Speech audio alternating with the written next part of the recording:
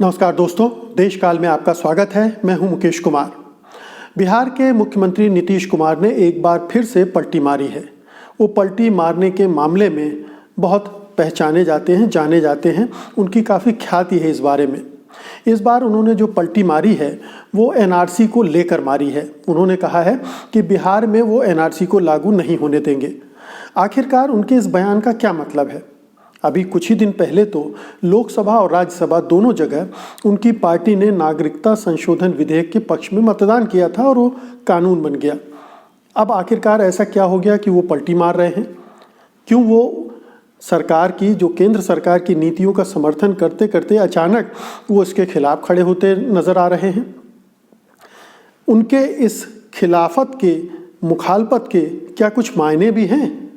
अरे भाई, केंद्र सरकार में आप हिस्सेदार हो, आपके पार्टी के नेता मंत्री हैं, बिहार में आप बीजेपी के साथ मिलकर सरकार चला रहे हैं, फिर इसके विरोध का क्या मतलब है? बीजेपी साफ साफ कह रही है कि वो देश में एनआरसी लागू करेगी, नागरिकता संशोधन कानून लागू करेगी। और अमित शाह तो रोज छाती पीट पीट कर कह रहे हैं, ठोक ठोक कर कह रहे हैं कि चुन चुन कर वो बाहर निकालेंगे विदेशियों को। ऐसे में जाहिर है कि ये विदेशी का मतलब हम सब समझते हैं, उनका निशाना कहाँ है। ऐसे में जब केंद्र सरकार इस कानून को लागू करने के पर आमादा हो, नीतीश कुमार का उसके विरोध करने का क्या कोई मतलब बनता है? क्या उसके कोई मायने भी हैं? और अगर वो सचमुच में ईमानदार हैं, वो सचमुच में एनआरसी का विरोध कर रहे हैं, तो उन्होंने तब क्यों विरोध नहीं किया? और विरोध करने से पहले क्या उन्होंने मोदी या अमित शाह से इसकी इजाज़त ली है? क्योंकि बिना उनकी सहमति के, बिना उनकी इजाज़त के उनके इस तरह के बयान का कोई मतलब ही नहीं है। तो सबसे बड़ी बात तो ये है कि एनआरसी को लेकर जो बिहार के मुख्यमंत्री नीतीश कुमार ने ये बयान दिया है, उसमें बहुत सारे झोल हैं, बहुत सारे पेंच हैं जो हमें समझना चाहिए कि आखिरकार नीतीश कुमार इस तरह से बयान क्यों दे रहे हैं। नीतीश कुमार की चिंता आप समझ सकते हैं कि क्या है। दरअसल एनआरसी और नागरिकता संशोधन विधेयक या कानून के खिलाफ देश भर में एक फिजा बन गई है। लगभग 100 शहरों में प्रदर्शन हो रहे हैं, बड़े बड़े मैसिव प्रदर्शन हो रहे हैं, और उन प्रदर्शनों में मुस्लिम समुदायों की भागीदारी अभूतपूर्व है। वो बिल्कुल घर से निकलकर सड़कों पर आ गए हैं। तो जब पूरे देश में अल्पसंख्यक समुदाय इस तरह से इन आंदोलनों में, इन प्रदर्शनों में हिस्सा ले रहा है, तो जाहिर है कि बिहार में के जो मुस्लिम मतदाता हैं उनके अंदर भी उद्वेलन होगा, उनमें भी नाराज़गी होगी, उनमें भी असुरक्षा का भय होगा। और बिहार में 16% मुस्लिम मतदाता हैं। और नीतीश कुमार का जो राजनीतिक समीकरण है, सियासी समीकरण है बिहार में, उसमें ये मुस्लिम मतदाता बहुत अहम भूमिका अदा करते हैं। अगर ये मतदाता वर्ग उससे छिटक जाता है तो नीतीश कुमार के पैर से ज़मीन निकल जाएगी, क्योंकि वो जो समीकरण है वो बिखर जाएगा। तो नीतीश कुमार को चिंता अब ये सता रही है कि उनकी राजनीतिक ज़मीन का क्या होगा। वो ये भी देख रहे हैं कि आरजेडी के नेता तेजस्वी यादव ने अभी 1-2 दिन पहले ही कितनी ज़बरदस्त रैली की थी, और उसमें अल्पसंख्यक समुदाय के लोगों की भागीदारी किस पैमाने पर थी। तो वो स्पष्ट तौर पर देख रहे हैं कि मुस्लिम मतदाता उनसे खिसक सकता है। अब सवाल उठता है कि अगर उन्होंने एनआरसी का विरोध कर रहे हैं और बीजेपी एनआरसी का समर्थन कर रही है, तो इन दोनों के बीच में निभेगी कैसे? ये दोनों साथ साथ चलेंगे कैसे? देखिए, एक बात तो, इसके 2 पहलू हैं दरअसल। एक तो ये कि हो सकता है नीतीश कुमार ने अंदर खाने बीजेपी से ये सेटिंग कर ली हो, ये बात कर ली हो कि आप एनआरसी का समर्थन करो, आप एनआरसी को लेकर आगे बढ़ो, हम एनआरसी का विरोध करेंगे। तो आप एनआरसी को लागू करने के नाम पर जो सवर्ण हिंदुओं को अपने साथ एकजुट रखना चाहते हो और हिंदू मतदाताओं को अपने पाले में लाने चाहते हो, उसकी कोशिश आप करो, और मैं इसका विरोध करके मुस्लिम मतदाताओं को अपने साथ रखता हूँ।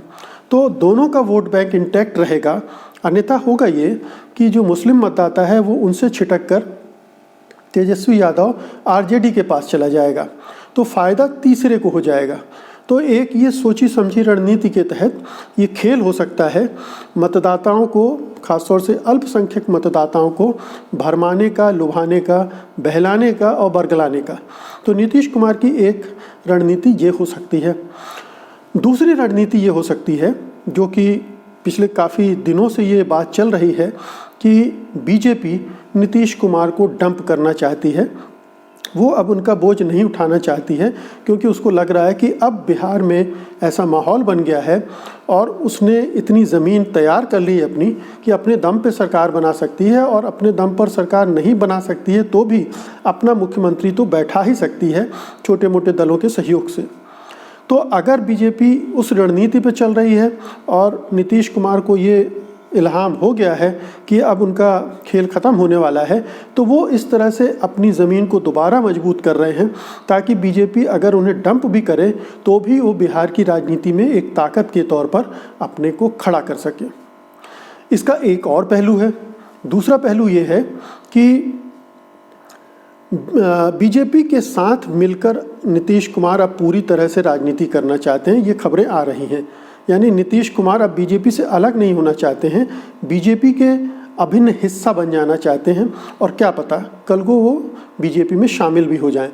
तो ये जो मैसेज जा रहे हैं, एक तो इस मैसेज का मतलब ये हुआ कि मुस्लिम मतदाताओं को में संदेह बढ़ना नीतीश को लेकर, अब उसको काउंटर करने के लिए एनआरसी का विरोध करना ज़रूरी हो गया है। तो दोनों इसके कई आयाम हैं, कई पहलू हैं जिनको समझना पड़ेगा नीतीश कुमार के इस राजनीतिक खेल को समझने के लिए। तो नीतीश कुमार ने एक बहुत चालाकी से एनआरसी का विरोध शुरू किया है, लेकिन उनकी विश्वसनीयता बिहार की राजनीति में अब बहुत घट गई है, बहुत गिर गई है। लालू यादव उनके बारे में कहा करते थे कि ऐसा कोई सगा नहीं जिसको नीतीश कुमार ने ठगा नहीं। एक और उनका बहुत ही मशहूर जुमला था कि नीतीश के पेट में दांत हैं, यानी नीतीश बोलते कुछ हैं, करते कुछ हैं, यहाँ से खाते कुछ दिख रहे होते हैं और पचा कुछ और रहे होते हैं। तो नीतीश कुमार की राजनीति बहुत ही गुपचुप किस्म की राजनीति, रहस्यमयी होती है, और वो जो कह रहे होते हैं दरअसल वो असलियत नहीं होती है। तो ये आप मान लीजिए, क्योंकि उन पर भरोसा करना इसलिए भी बड़ा मुश्किल है मुस्लिम मतदाताओं को कि वो बीजेपी के साथ यहाँ सरकार चला रहे हैं, बीजेपी के केंद्रीय सरकार में हिस्सेदार हैं, बीजेपी के साथ उनका लंबा रिश्ता रहा है, बीजेपी आरएसएस के साथ वो अपने संपर्क संबंध बनाए रखे हुए हैं पिछले 20-25 सालों से। जनता दल से जब वो अलग हुए थे 1995 में, तब से वो बीजेपी के साथ हैं, आरएसएस के हेडक्वार्टर के फेरे लगा चुके हैं और आरएसएस के नेताओं से मिलते जुलते रहे हैं, बीजेपी के नेताओं से उनकी गाढ़ी दोस्ती रही है।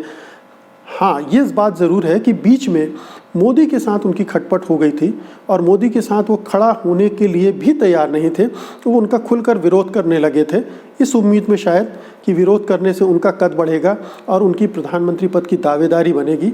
लेकिन पता नहीं कौन सी कमज़ोर नब्ज़ थी नीतीश कुमार की, जिसे दबाने से वो तुरंत मोदी के पक्षधर हो गए।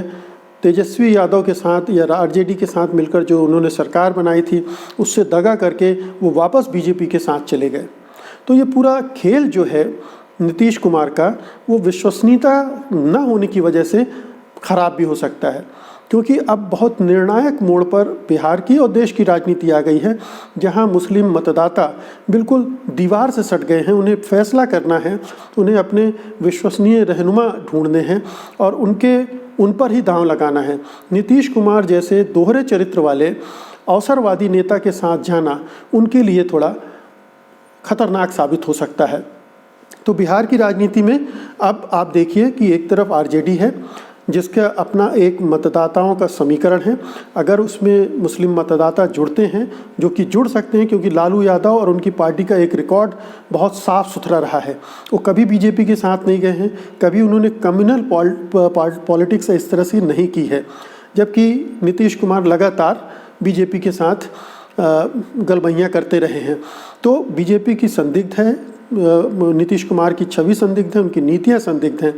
ऐसे में जाहिर है कि जो राजनीति बन रही है वो नीतीश कुमार के खिलाफ बन रही है। अब देखना ये होगा कि इस जो दांव फेंका है नीतीश कुमार ने, उसका सचमुच में कोई असर होता है या अब वो मौका आ गया है जब मुस्लिम मतदाता साफ साफ फैसला करने की स्थिति में आ गए हैं। तो आने वाले दिनों में हम देखेंगे कि बिहार की राजनीति में किस तरह के बदलाव नज़र आते हैं। एक समीकरण, जो पुराने बने समीकरण हैं, उनमें कोई टूट फूट होती है या नहीं होती है। बीजेपी नीतीश कुमार को अभी भी अपने साथ रखकर आगे चलने की फिराक में है या उन्हें छोड़ने की फिराक में है, उनकी नीति किस तरह से बदली है। और अब चूंकि देश भर में माहौल बदल गया है, बहुत सारे ऐसा नहीं है कि मुस्लिम मतदाता ही प्रदर्शन कर रहे हैं, बल्कि तमाम समाज के लोग प्रदर्शन कर रहे हैं। तो ऐसे में हो सकता है कि बीजेपी के लिए नीतीश कुमार फिर से ज़रूरत बन जाए। तो अभी कुछ नहीं कह सकते, लेकिन इतना ज़रूर है कि नीतीश कुमार विश्वसनीय व्यक्ति नहीं है और उनकी बार बार पलटी खाने की आदत है। हो सकता है कल को वो फिर पलटी खा लें और फिर बीजेपी की लाइन को टो करने लगें। इलेक्शन तक हो सकता है कि दोनों अलग अलग मुद्दों को उठाएं, इलेक्शन के बाद फिर एक दूसरे में के साथ हो जाएं, या इलेक्शन के समय अपने अपने इश्यूज़ को साथ रखते हुए भी समझौता कर लें, सीटों का बंटवारा कर लें और चुनाव लड़ें। तो ये ऐसा खेल है जिसको समझना बहुत ज़रूरी है, मतदाताओं के लिए भी और देश के लिए भी, कि जो नीतीश कुमार खेल खेलते आ रहे हैं 25 साल से बीजेपी आरएसएस के साथ मिलकर, वो उसे समझ पा रहे हैं नहीं, और उसको समझ पा रहे हैं अगर, तो वो क्या फैसला ले रहे हैं।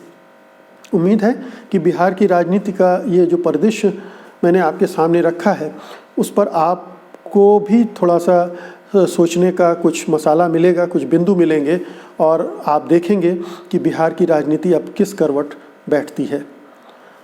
उम्मीद है कि आज आपको ये कार्यक्रम अच्छा लगा होगा। अगर अच्छा लगा हो तो इसे लाइक कीजिए, इसे शेयर कीजिए और देश काल को सब्सक्राइब कीजिए। नमस्कार।